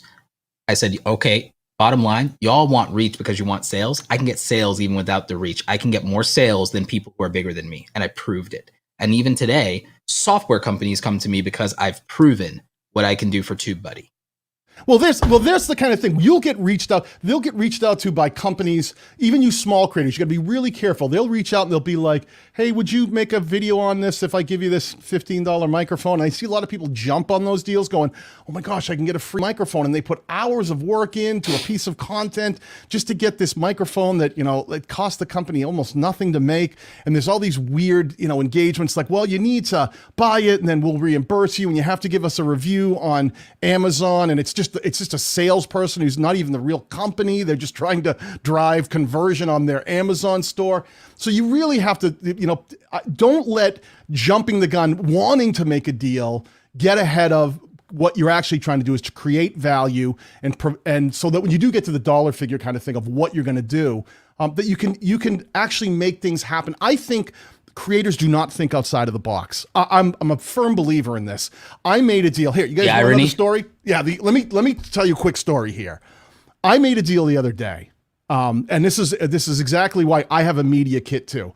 I made a deal the other day. It had nothing to do with anything. A deal with the largest online music retailer in the United States. They sell music gear, they sell recording equipment, they sell all the everything that I'm using right here in front of you, microphones, roadcasters, all this stuff, right? I made a deal because I ordered something from them. It was it was supposed to be a digital download. And when I went to download it, I gave them the money. I couldn't get access to the download. And I was like, oh, and I tried buying it from a couple of sites and it ended up being a long thing. But this one company, I ended up buying a different product and they just gave me my money back. But then the sales rep reached out to me and he said, hey, I posted on Twitter. I went to Twitter and I went, I can't believe, when I pay for digital download and you take my money, when you take $200 out of my pocket, I expect to click a link and actually get that digital download. And I posted it on Twitter. They saw that I called them out. It wasn't mean. I just went, I wish that didn't happen because I actually like this company. They reached out to me. I'd never spoken to them before and said, hey, we saw that you had posted. We want to make it right. And I said, I got your refund. It's all set. You guys were great. I thank you for reaching out. They said, we'd like to give you another $200 just as to use however you want on the site, because we feel really badly that you didn't get the Had a bad download. That shouldn't have experience. worked. Right. Bad experience. You want to make it right. I stopped and I went, give me a second. I want to rethink this. Now I could have taken that $200 that they were going to give me as a gift card and just bought something. Right. But what would that do for me in a larger scheme? So I said, hang on. Now I sat with my channel manager, Megan, who's been doing all my office work now. And I said, we need to come up with a better strategy here. And I said, let's reach out to them and say, basically, Daniel doesn't need that $200. He's all set. He's got tons of gear. He's got more gear around him than he probably really needs. But what we would like to do is, hey, look at Roberto, right? I said, can we do something? Would you be interested in sponsoring some content? I have a YouTube channel and my name is Daniel Batal. I sent my media kit and I said, instead of giving me that, how about we do something and I can bring attention to your company and I can bring attention to my community. I can provide something back to my community, give the money to them. Let's see if I can maybe do a contest and I can send out a couple $100 gift certificates or let them buy something for people in the United States. And they went, and they said, that's a great idea. We'd love to talk to you about that. I set up within 2 days, I had a meeting with the guy who handles all of their affiliate links and affiliate program and their brand ambassador, all their sponsored content. And he said, this is the funniest thing. I know who you are. I've watched your content because I have a little YouTube channel. I've watched your content and learned how to do video editing. He said, I'd love to do something with you. What are you thinking? And it grew into a thing where we're now doing something much bigger than just taking that $200 and sending it over. Not only did they increase that, they said, well, if you want to give away like a microphone like you have, Daniel, we could do that. And we'd like to have you in our affiliate program. And why don't we talk about, can you show us how we could do a longer term sponsorship thing? Because I kept saying, I'm a guy who likes to stick around. I don't want to do a one and run. I don't want to, grab and go. I want to talk to you about what we can do over time because I don't have a company right now that I can say, hey, I can reach out and I can get a piece of product, just, hey, can you send me that microphone so I can try it? Or I can send it to my community or I can review stuff. I mean, I have Amazon, but they don't send me stuff. And Sweetwater, I just gave away the name, has a much better affiliate program and they have a much better in terms of what they're willing to pay for affiliate sales. And I went, well, why don't I do that? And I turned a simple buying experience into a deal. With a brand who I had never spoken to before and probably wouldn't have spoken to me if I didn't stop and go, before I just go, I got a free $200, let me go buy something. I went, wait a minute, we can do something bigger here. We can do something bigger. And now that's a brand that we're in the middle of putting together something really, really cool. Do you have any stories like that outside of Adobe that you've done? How did you get your very first brand deal, affiliate deal? Do you have any stories, Roberto? Do you remember your very first thing that you ever landed?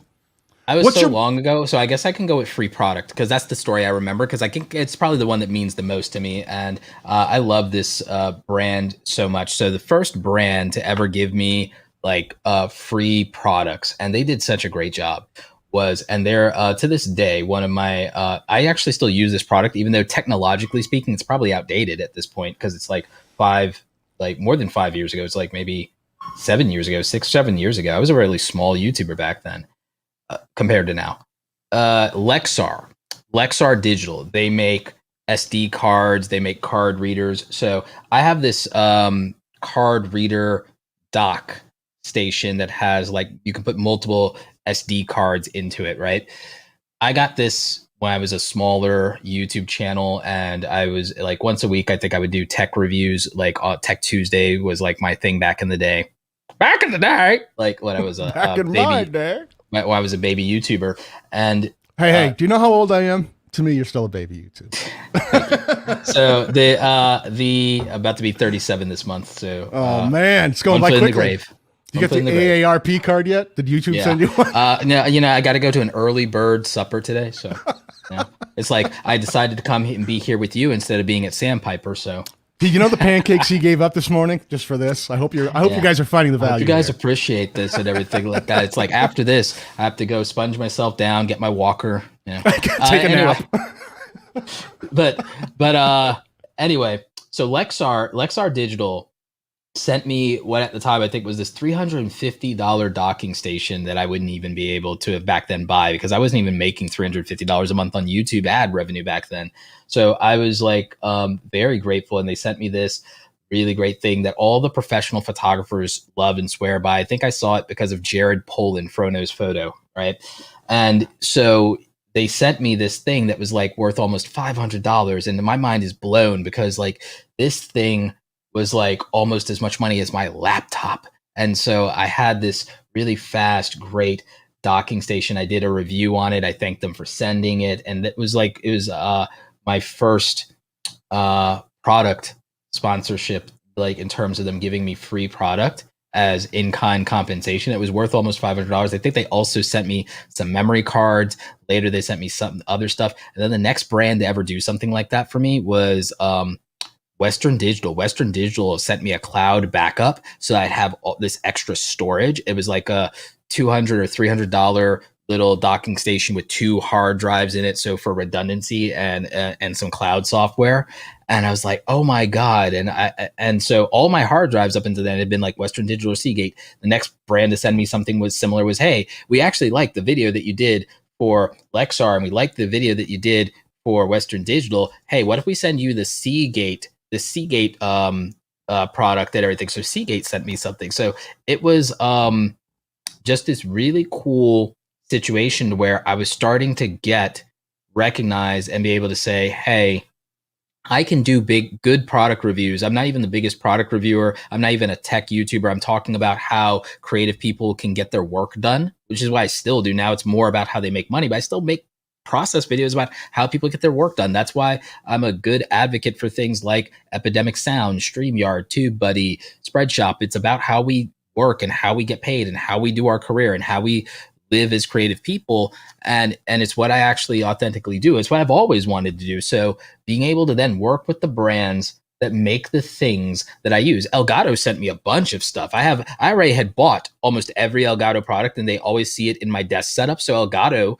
started sending me products. I have like a video thing that I'm going to do about my office setup, and like I'm going to have to thank so many people for just sending me stuff. It's great. And, like, we're not even doing any paid work together.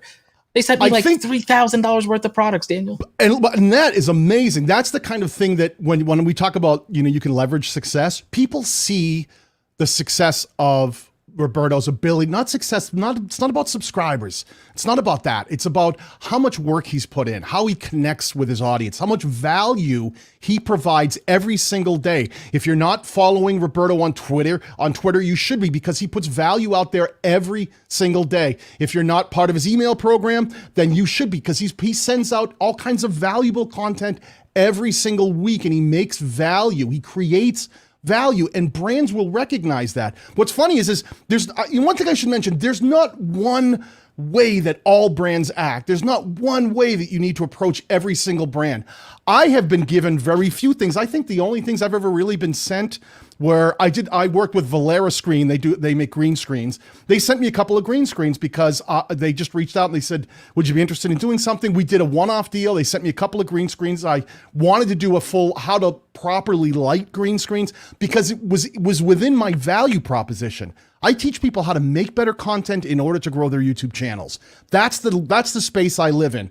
The relationship between video editing and content structure, putting it up on YouTube, and then figuring out how to connect with an audience and getting them to actually click and watch that content. So anything that falls into that value proposition, I'm willing to work with. Now, part of that, if you look at all the companies I work with, StreamYard, right? Part of growing your channel is being able to do exactly what we're doing right now, live streaming. So StreamYard was a natural fit for me. Where all the merch, all the stuff I sell that you see pinned at the top of the chat, that's a natural part of growing my channel. So when Spreadshop, who I would used in the past, came to me and said, hey, we'd like to talk to you about being our very first brand ambassador, I went, I'm in. Let's talk. I'm a huge fan of yours. And we had a very long talk where I explained I'd used them on my very first channel. I still had all my old merch I'd purchased and sold, and I loved them. It was a nice natural fit as part of how to grow a YouTube channel and grow a revenue strategy. So all of these things are natural integrations. Filmora, I teach people how to edit video. I was using Filmora. Let's talk about Filmora. Movavi approached me. I liked their product and I talked about them, but I get approached all the time from other companies going, do what you did for Filmora with us. And they look, and then I'll send them a media kit to give them an idea what I do, but they all think they can buy into my channel. Here's a huge warning I want to give to you people. You really want to be careful not to turn your channel into one giant commercial for sponsors and brands. And I see so many channels do this where they go, oh, I'm so desperate to have someone give me money or send me something that I can use for free. They say yes to everything. And all of a sudden, the community doesn't matter. The channel anymore. becomes QVC. The channel becomes QVC. Exactly. Like the target audience doesn't matter anymore. Like I say no to more companies than I can possibly tell you. They reach out every single day with some sort of, can you do this for us? Can you do that for us? And some, even if they're in alignment, even if they're a video editing software, I'll go, you know, I'm not here to teach people, to show people your product. I'm here to teach them how to edit video. And I use a couple of different softwares, and if it's ones I want to use and I think that are cool, then I'll show that product. But I'm not here to keep rehashing the same content now with your product. My own community would go, I don't want to watch that. So you really want to think about a strategy for dealing with brands and sponsors that are in alignment with your value. What is it your channel's about? What are the conversations you're in? And how do those companies fit into that conversation? Because that's where that natural alignment makes sense. Because you probably had this too, Roberto. How many times are like wallet companies reaching out and going, hey, you know, would you like to talk about our wallet? Like, I'll put it to you like this. I turned down in the last 12 months about $250,000 worth of brand deals. For what reason? It wasn't a good fit one way or another because again, we're talking not a single $250,000 deal. We're talking about multiple deals that I know I can negotiate 20,000 for the year, 30,000 for the year, 50,000 for the year, 5,000 for an individual video. It all adds up. And I did the math and I rounded it down to about $250,000 over the course of 12 months. Over the course of 12 months, meaning that, just imagine this. Think about the fact that like I might get 30, 40, 50 brand email me a week, and then sometimes multiple offers or something like that. Like that. And I'm not saying that to brag. I'm saying that people should understand the value of the word no. Like you as a creator shouldn't say yes to everything, and you shouldn't be so flattered or so grateful for the opportunity that you take something that either disrespects you or disrespects the audience just because you feel it's wrong to turn down an opportunity that other people have because, oh, it's such a quote unquote privilege to be a creator. Me and Viper were talking about this other day. It's like, no, this is your career. This is work you do. Treat it with respect and reverence. Don't sit there and don't develop some overdeveloped sense of guilt of thinking you have to say yes to everything a brand wants because they gave you an opportunity. Don't think you have to say yes to everything your audience says they want either. Treat this like a career. You're a director. You're in charge. This is about crafting a vision, and this is about being authentic, and this is about what you can live with. I don't want to go and like, if there was a cool reason for something that makes sense for me to like have one of those robot vacuums in a video, like here's the thing. If I was a VFX editor, I can make that make sense. I can make that integration make sense by basically making a sci-fi ad for them out of turning a robot vacuum cleaner into a Terminator and using green screen and stuff like that. That can make sense. I could turn, if it was when every YouTuber was doing the Dyson vacuum thing, I could have turned that into a sci-fi green screen. That would have made sense. But the other thing I think people forget about is if that product makes sense with your target audience too. Because if you're reaching a demographic that would buy that product, I think Viper mentioned this the other day, right? If you can always find ways to integrate something that may not make the most amount of sense out of the gate. But what Roberto's saying is think out of the box. Think outside of the box. Here's what made sense. You know what makes sense? I have people out here, they're trying to be full-time content creators. It made sense for me to do 2 years. We didn't do it this year for whatever reason. For 2 years, I did deals with TurboTax. It made sense to do deals with TurboTax. Think about it. There's not a lot of tax information out there for people in our industry. And so, you know, we talked earlier about, well, like how much does Roberto make in a year and everything like that. Well, let's like, how much is Roberto, I'm making a video. How much does Roberto pay in taxes? Hint, it's a lot. Like it's like 5 figures in taxes. Oh, you make 6 figures. Yeah. 5 figures in taxes. It's so fun. Yeah. So, but there's that alignment, right? Cause you're one of the biggest proponents of helping creators understand the creator economy, in every sense of that word. Meaning not only how to make money, but how to be responsible and how to be aware of what you're going to be hit with and the kind of ways that YouTube is structuring the way they're paying people. You're always on top of that. So it made that's an alignment.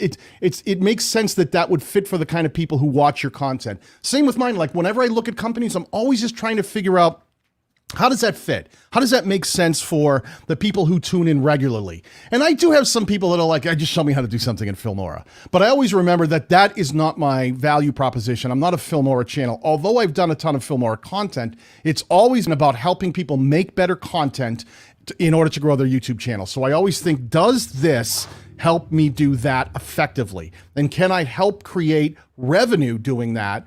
Because I can bring people in. Like, I get a lot of sponsors like Spreadshop where they don't ask me, every piece of content you need to make has to be talk about Spreadshop. Although I love them and I do make content that explains people how to use it, and I'll be doing more of that. They're here going, listen, no, we just, we want to help support creators because they believe in the creator economy as well. We'd like to sponsor some of the content where you're helping creators do things that isn't just about print on demand, or StreamYard says it isn't just about live streaming. And those are the kind of alignment opportunities you can always think of, because I'm sure everyone out there in the chat right now who's a creator is thinking, well, either I have live stream or I should think about live streaming. So there's alignment, or, well, there's a merch shelf in YouTube and I've seen people wear merch, and I'd like to have my own merch and I'd like to sell my own merch. So with Spreadshop, there is alignment. So all of that alignment makes a ton of difference on the type of brands and sponsors that you want to work with. Because I've seen people that are like, well, I have an art channel. And then all of a sudden some tech thing reaches out and says, would you like to talk about this microphone? And they try to force that to fit. Like, how do I talk about, usually I teach people how to paint, but today I'm going to talk about a microphone because they got offered something. But instead of saying, no, that's just not really what my target audience is. My value proposition is I teach people different ways, different art techniques. So a microphone, although I use them, I don't know that fits my value prop. And they start hurting their own channel growth and hurting their own value. That's why I told in my media kit, I said, hey, content and audience alignment. I do roundups, I do product showcases, I do events or experience showcases, software tutorials, hardware tutorials or demos, how-to videos, top 5 list, interviews, podcasts, and potentially, if we're going to do giveaways, I'd like to actually tie it to an experience or to like an event. Because then we can make content, because then we can make, giving away $10,000 worth of laptops at VidCon or something, because I would it has to make sense. It has to make sense. It makes sense for me to do something with Epidemic Sound or Storyblocks around, a video editing series from start to finish and how to literally make certain types of videos. It's like, not just a video editing tutorial. How do we shoot and edit a product review from start to finish? Every YouTuber who ever wants to make a product review will be able to show them from start to finish. How do you shoot and film an interview from start to finish? Boom. That makes sense as something to do, sponsored by whoever. That actually would make sense. How to shoot and edit a tutorial from start to finish. That is for literally every type of tutorial channel out there. That would actually make sense. So how to shoot a vlog from start to finish. So think about it. If I'm saying, here are the formats. If I reverse engineer Matt Geeling's taxonomy of YouTube, it's like, how to shoot and edit a vlog from start to finish. How to shoot and edit a product review from start to finish. How to shoot and edit an interview from start to finish. How to shoot and edit a commentary video from start to finish. There's guess what? Now, anytime somebody starts a YouTube channel or is working on a YouTube channel or wants to improve their editing, there's a point of reference that I have that's evergreen content and exposure for a brand. Boom. That is a strategy. So think intentionally about content and relationships. And literally, everyone wants to know how much do I charge a brand? How do you even pitch them what a good idea looks like? Yeah, well, let me stay honest. I'm going to wrap this up, but I want to say one thing. Anyone out there thinking about what they should charge a brand, think about this. I always start here. You're thinking about, well, I don't know what to charge a brand.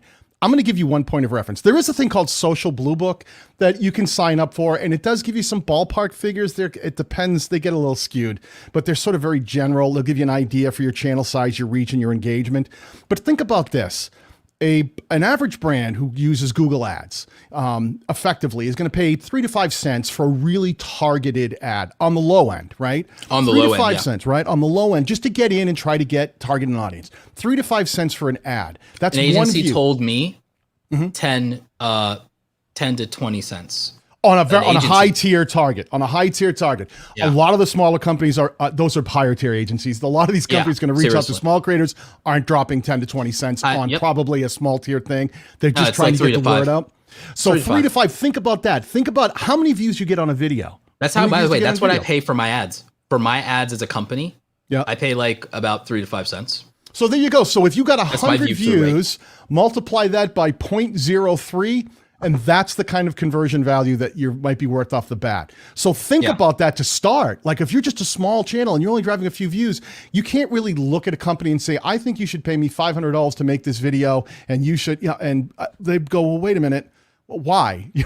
Where's the reach? Where's the conversion? Start thinking about where they would spend that money elsewhere and how you rank, and think about what they might be thinking about in the interim. If they were planning on doing an ad campaign and you can say, listen, I can get you 5,000 targeted views. I average 5,000 views a video. I can get you 5,000 targeted views, not random in front of people. The people who watch my content are clicking it because they're choosing to watch that video, not because an ad played and was forced in front of them. So those targeted views are worth much more than the 3 to 5 cents that an ad view would be worth, because these are people who are more engaged, that will click and they want to watch and they want to learn about the thing you're talking about. So staying in alignment can have a lot more value and help you decide the worth, the dollar value that you can assign to that value. But like Roberta was saying, we were saying earlier, start with understanding what it is you're trying to create, the value you're trying to create. Stay true to things like your alignment. Don't veer off course. Try to work with companies that make sense for your brand. Try to do things like post consistently, right? Get out there and put content out there every single week on all the platforms that you possibly are interacting with. Make sure that you're not afraid to think outside of the box. Reach out to brands. Let them know who you are. Don't just ask them for things. Don't run in saying you owe me something, give me something. Say, hey, I did something. I made a video that featured your brand. I just wanted to let you know about it. Reach out, talk to them about the kind of things that they would be interested in. Like, oh, you're talking about our brand? That's very cool. We appreciate you reaching out, and start developing that relationship. Relationships are built. They aren't forced down someone's throat. Here's another thing. With something like Social Bluebook, that's the cost for reach. It's not the cost of production. Right. It's not the cost of production. It's not the cost of the day rate that you pay a model. All right, so I'm from the world of photography. Let's talk about this. If a model is going to do a shoot for an ad, even if they end up on the cutting room floor and don't end up appearing in the ad, guess what happens? The model got paid for showing up and for doing the photo shoot. So think about that. Okay, they don't even need reach. They're not paid for reach. A model in an ad is not paid for reach. You're a video creator putting your name, your face, and your likeness behind a brand.